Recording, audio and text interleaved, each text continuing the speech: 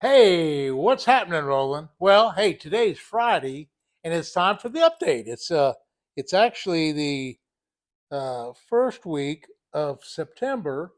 Labor Day was just the other day, and it's really a great time of the year. It's also the full moon of September, and I'm going to get into that real good because the full moon of September is a special, special thing for me, and I'll tell you why. Okay, okay. Well, first of all, we had a really great fishing trip this last week. I continued to fish over there at Headwaters and also at Farm 13, where the water was flowing in from all the rain, and we did a couple films, and we did the fish. We caught them up to 8 pounds. We had some just gorgeous fish hitting topwater, hitting worms and Carolina rigs. It was just really an outstanding trip. For 3 or 4 days, we just fished really hard over there, and we even went into headwaters and caught some fish as well on shiners, and that was a good deal. So Okeechobee's doing well. The water's now up to it's up to 12, almost 12.6, and that's just perfect. It's about waist deep, or a little bit more than waist deep on the reed line. The big fish are comfortable coming in there, and they're staying there all day. They used to, when it was only 10 or 11 feet, they'd come in for a while and they'd leave and go out to deeper water and stuff. But now they're staying on the reeds, and there's a pretty good bite. So if you take a big jig or a topwater or a frog or a flipping a worm or a crawl worm into those reed patches. Now, see, the funny thing about Okeechobee, even though the water's going up and down and the weeds grow all different ways, there's a reed, there's a species of reed. It's a round reed like your finger. And it's for 30 or 40 years, the same little patches grow in the same little spots. So basically, I'm fishing the same little spots of reeds that I fished, say, 20 years ago because they're in the same spot. Now, the big broadleaf cattails, they come and go. The Of course, the peppergrass comes and goes. There's not much peppergrass anymore. The eelgrass is starting to come back a little bit. So there is some things happening. There's some hydrilla kind of growing now that the water's down in the 12-foot range.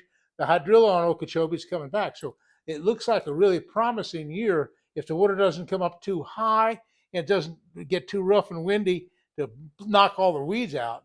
A big heavy storm can knock the weeds right out of a lake. Anyway, that's what's happening kind of right there. Now, why is why is the full moon so special to me? Well, looking behind me, I want to show you something up on the wall. That was one of my early wins years ago. See that All American 1971 All American Ross Barnett Mississippi tournament? Okay, that tournament, I was rooming with Bobby Murray, and Bobby was he won the first Bassmaster Classic, and we were just great friends. We still are great friends. In fact, I'm going to be doing some film work in about 2 weeks with Bobby over in Little Rock, Arkansas. We're going to go to a private pond and do some fishing, talk about old times. But anyway, I came from Santee-cooper, and I told Bobby when I came, I said, "Boy, the fish are schooling like crazy. It's coming up on the full moon of September. It's the best time of the year at Santee for the striped bass, the big striped bass that come in big schools up on those shoals, say just above the dam in the upper Lake Marion. And there's the big cypress points that come out way out, big shallow shoals, and the stripers would come in there every morning at school, and birds would fly and take a topwater plug. And as I started running all those stripers, I started taking a jigging spoon. That's a little spoon about 3 inches long, 4 inches long. I'd run it on 20, 25-pound test line. I had special rods for it, kind of just a straight 7-foot heavy duty rod. And I'd just get to where I'd see the birds after the fish would quit breaking on top. I'd start jigging that spoon. Well, I'd get close to the channel. This is at Santee now, particularly close to the full moon periods when it's cool. And bam, I start catching largemouth, start catching bass. Well, I got to Lake Ross Barnett, and of course you saw that I won the tournament there. And Bobby said, "Well, what do you think the fish are going to be doing?" And I said to Bobby, I said, "I don't know what they're doing here at Ross Barnett, but I know back at Santee-cooper they're schooling really good on those creek channels and stuff. So I'm going to look for some schooling bass." I went out the first day, I didn't find any schooling bass. Went out the second day, I think Bobby found one little school, and I found a couple more schools. But what I did find was I found some frogfish. So I found some frog and wormfish, and all of a sudden, the first 2 days, man, I'm killing them on frogs and worms. The third day comes along. Rayburn Waits, kind of a funny guy from Tyler, Texas, or someplace in Texas. He gets on my frog spot. And another guy, Hewlett, he got on my frog spot. And I don't know, two or three guys just got in that little spot. And I got there as a third flight. And there's two or three guys catching on my frogfish. I hooked a big one and lost it. And now that's gone. And so I went to a worm spot, and the wind was blowing the wrong way. They weren't in the worm spot. Now it's noon. I have 0 fish. I'm just barely in the lead. I'm just actually leading the tournament by just a little bit, but I only have like 1 fish at noon. And I had this guy uh, from Louisiana. Let's see, I can't remember his name right now, but he said, "Well, Roland, what are you going to do? You're leading the tournament. You only have 1 fish." And I said, "Well, I tell you what I'm going to do. I'm going to gamble. I'm going to take off and run the boat down by the dam." And with my Polaroid glasses and with my binoculars and with just looking for seagulls, I'm looking for splash breaking fish. And that's the only chance I got. I know they're schooling like crazy at Santee and some of these other lakes where there's shad. And this lake here, Ross Barnett's got all kind of shad. So I said, well, what I'll do, I'll just take off. And I started running down the creek channel. I had my depth finder set up so I could go on plane at say 30, 40 miles an hour and still see the bottom reading. I could see where the channels were. And I had a marker buoy. I had a regular yellow marker buoy from Lowrance marker buoy.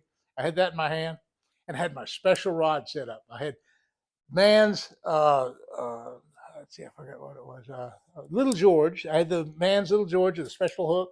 And then I had the Hopkins 45 jig and spoon. I had those two things set up. Plus I had a couple topwater plugs. So I had everything I needed for schooling fish. I'll run down the lake. I take my binoculars. I look way down there. I see some birds starting to fly. So I start running down there. It's now 1 o'clock. I said, man, I'm just desperate. And I just run down there, and nobody had seen any schooling fish to speak of. But I ran down there, and I'm watching my depth finder. And just as I get to where the birds were, I could see them fish splash, and then they kind of quit. But just as I got to where the birds were, I saw the channel on my depth finder. And I took my marker buoy, and I threw it back to the edge of the channel. Just as I kind of made a circle and I just kind of stopped, I picked up that Little George. This is no kidding. This is the most lucky thing I think I've ever done.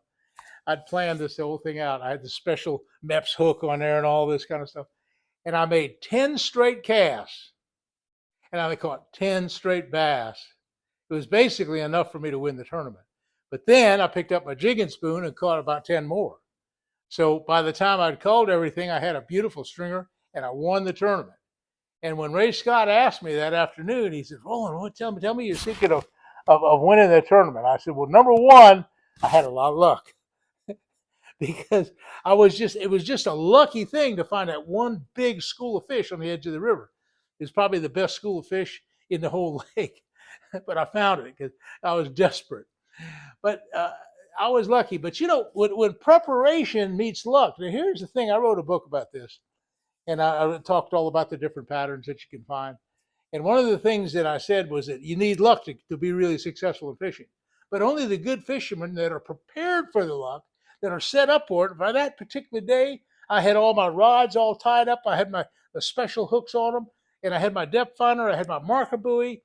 And I was looking for that one kind of school of fish where I knew I could catch them. If I could see them on the depth finder, I could get in there and get them. I caught like 20 bass there, enough to win the tournament. But the point is, I was prepared, even though it was lucky, but preparation met that luck, and that's what did it for me. It was quite a deal. Right now they're schooling again.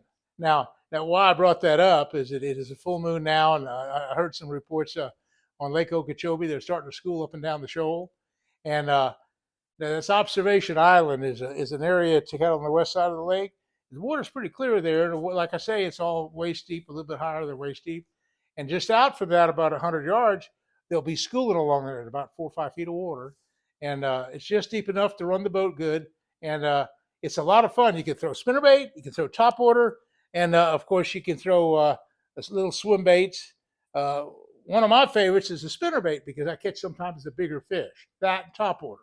A Zara spook or any kind of big topwater plug can sometimes really save the day. But you can also catch them really good on the Aruca shad and the rattle traps as well.